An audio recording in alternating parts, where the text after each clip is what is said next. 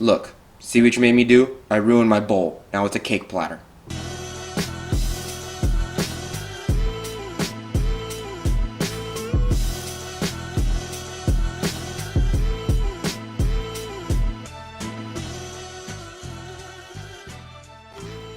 Hello, you dirty potters. How are you today? Today I want to talk about furthering your intermediate education with bowls.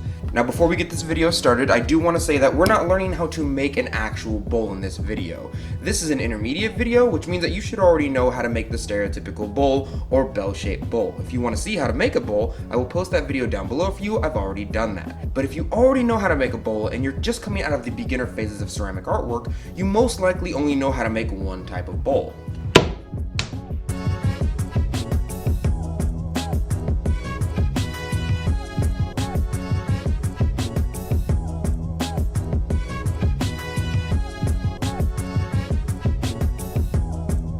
Now, if you're coming directly out of the beginner playlist, there's a high likelihood that you only know how to make this shape of bowl. And this is the standard for a beginner's bowl. This is what most of us call a bell-shaped bowl. You can probably guess it's called a bell-shaped bowl because it's in the shape of an upside down bell pretty much. This is the most common shape when people talk about making a bowl. If you had a friend and they were like, hey, would you make me a bowl? This is probably the shape that they're expecting in their head. And this is very standard, especially for a beginner, because in the beginner phases, we're learning how to make the core of a shape. We're learning how to set your foundation. And this is one of the easiest shapes to make. But today, we're gonna teach you guys how to make a V-shaped bowl. You'll never guess what shape a V-shaped bowl is in, because if this is a bell shape and it's shaped like a bell, you'll never guess what a V-shaped bowl is shaped like. Only the big brains can figure that one out. For those of you who probably can't imagine what a V-shaped bowl is like, even though it's literally in the name, V-shaped bowls are most commonly seen whenever you have plates or dishes that have noodles in them. Imagine you're going to a ramen house and you order a bowl of ramen. Most likely, they're going to serve you ramen in a V-shaped bowl. This isn't just for aesthetics, this is majoritively for functionality. The function of a V-shaped bowl is so that the liquid and the contents of the bowl can slide out fairly easily into your gullet. As for the standard bell-shaped bowl, is kind of meant to hold food within its walls. Of course, with a V-shaped bowl, the walls are going to be tilted down a little bit more. So today I'm going to show you guys how to make a V-shaped bowl. Now don't worry, before you freak out and you seem to think that you have to learn an entirely new form of bowl, the high majority of the forms in the intermediate playlist are set off of the foundation of this very common beginner bell-shaped bowl here. Oh my god, it's like I knew this was gonna happen sooner or later. It's almost like I planned it out or something. But if you don't know how to make this shape first, I would heavily suggest learning how to make the most common beginner shape, that being the bell-shaped bowl, first, as the majority of the bowls that we're gonna go over kind of stem from this shape right here. It's majoritively the reason why I taught you guys how to make this shape first. So before you get started, go ahead and get your rib and make yourself a bell-shaped bowl. Once you're done with making your bowl form, I want you to wet the inside of the bowl just a tiny bit. Don't get it too lathered up. Don't like stick your fingers in there over and over again with wet. Just a little bit of water will do. Now you have two options to make in a V-shaped bowl. Number one, you can very easily just get your hand and wet the inside of the walls very gently, and while keeping contact with your palm and the inside of the rim of your bowl right there, go ahead and just lower your hand down or your palm down, going a little bit towards your wheel.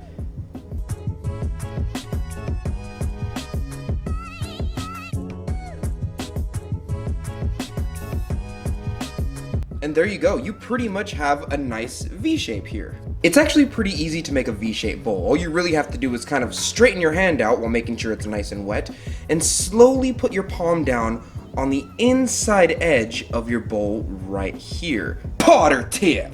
When you're making a V-shaped bowl, a lot of people like to start in the middle down right here, and this is not suggested when making this type of bowl.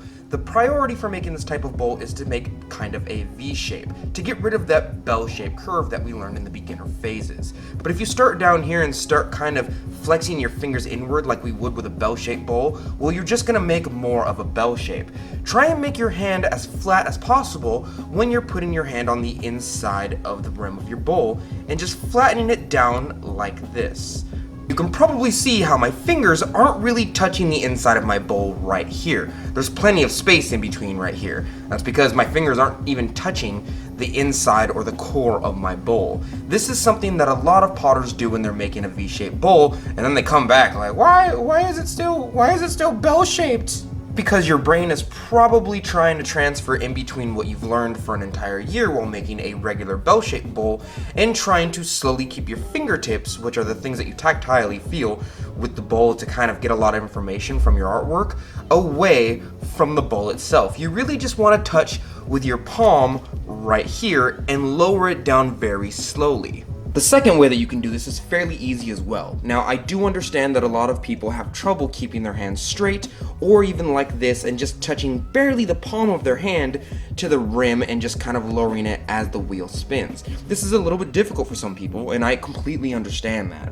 So the second way kind of takes that out of the equation. The second way is where you can get your wooden knife, you can get your metal or even wooden rib, wet it just a little bit, and get the straight or non-curved edge of your metal rib, put it on the rim as if you would use it as your hand, and just lower it down very easily. Put it at the very edge where I would have put my hand if I was doing it with my hand, and slowly press downwards in this motion. This forces the bowl into a V-shaped pattern.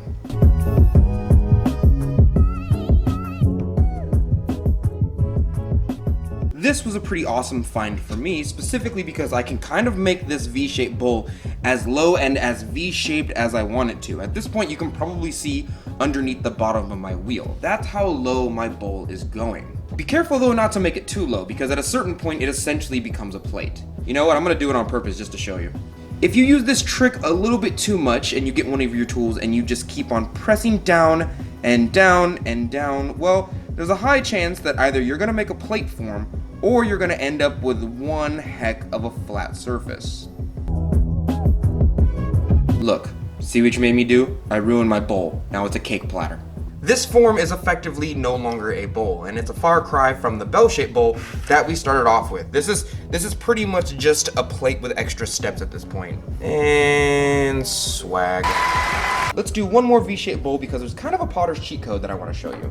I'm going to keep this because it looks kind of cool and it's literally fighting off gravity with every ounce of its strength that it has.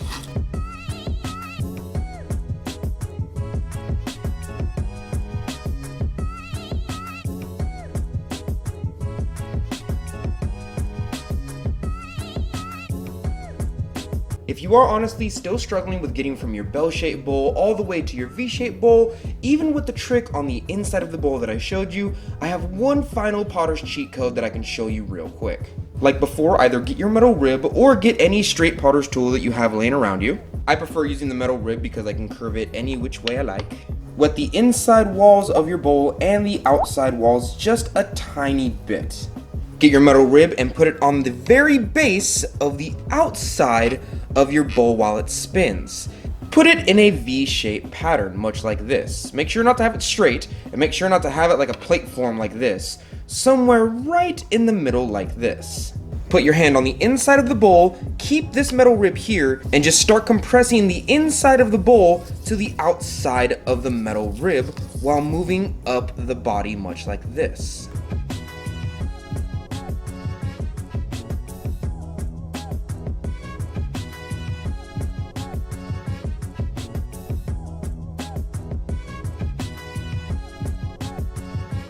When I was first learning to make a V-shaped bowl, this was a little bit difficult for me because all my life I've been taught to put my fingers on the inside of my bowl, to curl them, and this is pretty much the only bowl I knew how to make was that bell shape right here. I'm gonna stop doing this because this looks weird.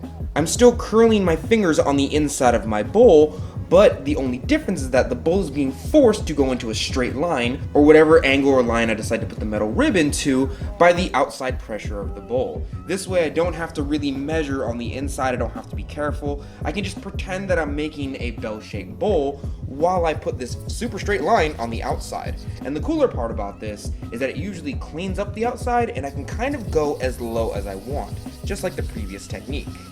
This is really just the final technique, just in case some people don't exactly get it yet. If they're like, well, I've been taught all my life to curl my fingers in a bowl, and now you're telling me to keep them straight. This is madness. Now you can have your cake and eat it too. Well, thank you, Dirty Potters, for joining me today. I really just wanted to show you guys another form of a bowl. I'm pretty sure if you're in a beginner class or even an intermediate class in your ceramic art class or even your own studio where you kind of have a shared studio, you're probably going to see bell-shaped bowls over and over and over and over again. And this is kind of your opportunity to make something a little bit different.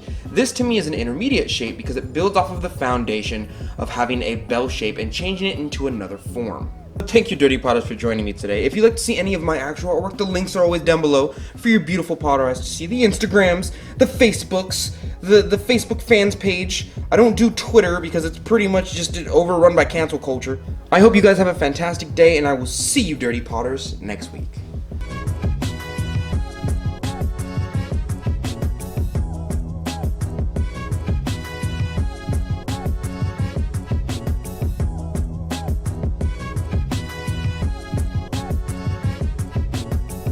And I'm afraid I'm going to say the word butt in the wrong tone one day, so they're going to take my livelihood.